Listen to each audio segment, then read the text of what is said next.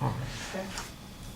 Okay, so how many of you guys have pets? Like from bunnies, rabbits, anything like a rat, a mouse, anything that's like a pet that you love? Like I have a dog, and when I think about my dog like ending up with anyone else or like in a closed system without me, it makes me really sad. So just imagine your dog, your animal, your pet, being in this, like instead of being with you, would have been in a closed system where they get tested on for makeup, drugs, food, medical testing, and like clinical trials. There are according to PETA, there's over 100 million animals each year that die according to animal testing. And it's not very it's not a necessity that we need. It's kind of like it's beneficial for us, but there's other ways to go around it.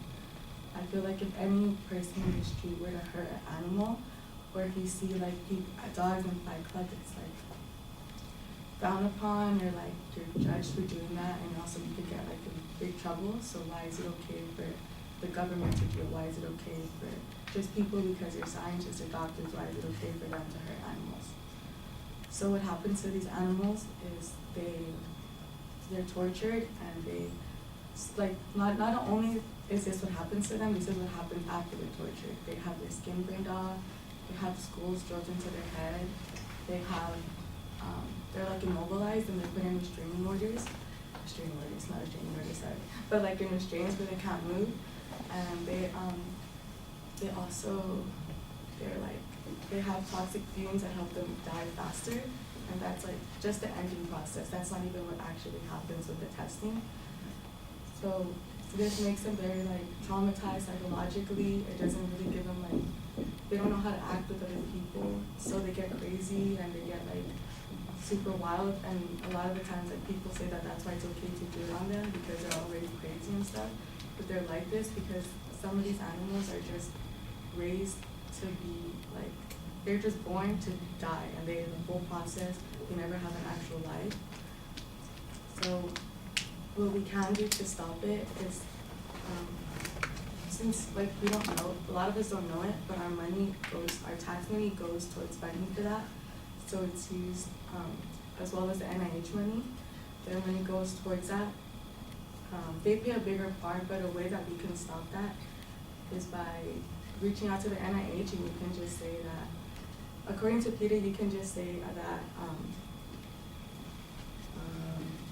that you think animal testing is an unethical process that you don't want your tax money to support.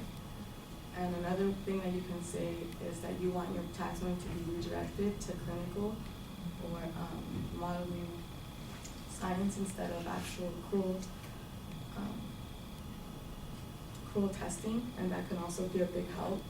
And another way that we can try to boycott it that's a little more subtle is to just not use brands that support animal testing. Some of these brands say that they don't support it in the US, but they support it outside, and it's not FDA. Like, you don't have to brand that you support animal testing in other countries. So for example, some brands support animal testing in other countries, but not in the US, so they say that they don't support it at all. So for example, it's Bobbi Brown, Maybelline, Clinique, and Victoria's Secret. They all support animal testing, but outside, so like outside the country. So we can just like try to look for other brands that don't use it, although it will be a little harder. It will be helping a lot of animals. And what you can also do is there's a lot of anti-animal testing organizations that you can just join. So yes, I think that we can just stop this. Although it will take time, if you just really try, it will happen, because animals shouldn't go through this whole process of testing if like humans don't go through it either. Like, we should treat animals the same way we treat humans. So thank you.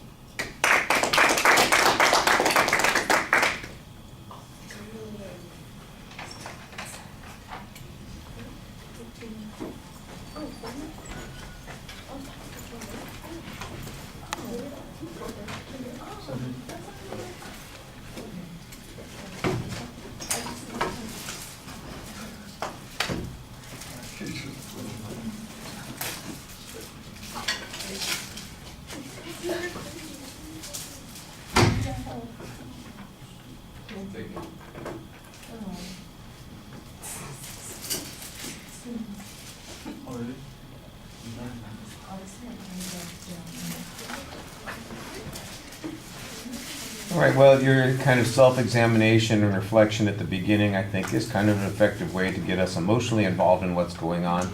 Then there's a whole series of claims that are not really supported by any evidence about the torturing of the animals, and you don't really do anything except say they get tortured. You do have a citation about the number of animals that are being used in this research. That comes from PETA, which I think this information is available other places, and probably it would be better to get it other places. PETA is generally, well, we would call them a radical organization with kind of extremist views, and I'm sure that they're accurate on that particular statistic, but the use of their criteria, I think, undermines some of your argument. In fact, one of the things that you ask a series of questions, why is this, your argument would have to do with the use of animals in any particular context, and so I don't know why you don't go further and argue against the use of animals for other products, for instance, food products, for example. There's the way you're presenting it is an ethical standard that would certainly apply in this situation. Now, if there is an ethical standard that suggests that the use of animals in some contexts is acceptable and not in other contexts, you need to explain that, but you don't really have that in your presentation, and I think that's a little bit problematic. The argument about psychological damage to the animals, I'm not exactly sure that that is particularly convincing.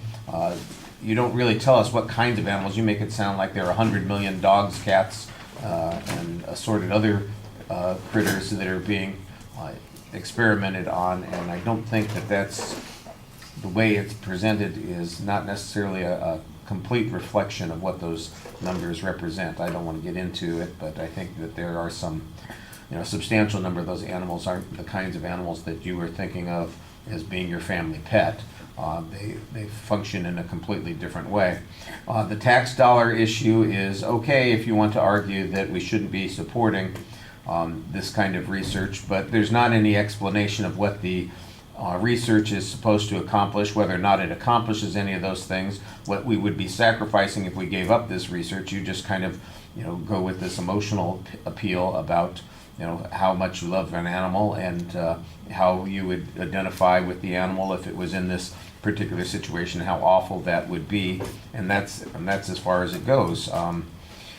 I think that there is another point of view on this that goes the very different direction, asking us to sympathize and empathize with human beings who might be suffering without the use of animals in scientific research, and so I think you need to kind of address that issue also. There's a big reservation sitting in the room that doesn't get addressed at all here.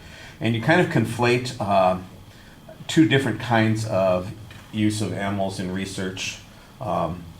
Scientific research and then consumer-based research, and I think they are distinct and different, and you're kind of finishing on the consumer-based research, and I think if you wanted to, you could narrow your argument and talk about that and have a clearer argument, make an easier justification for the position that you're taking and have less of those reservations. But it's, like I said, it's so generic about the subject that it's, I think, problematic, and there needs to be stronger organizational structure to it. There's virtually no audience contact. Your gestures are very limited. I thought that you presented, your voice pretty well, but it is a brief presentation. Not as brief as the ones that we were talking about before, but it was, a little underdeveloped. Okay, thank you.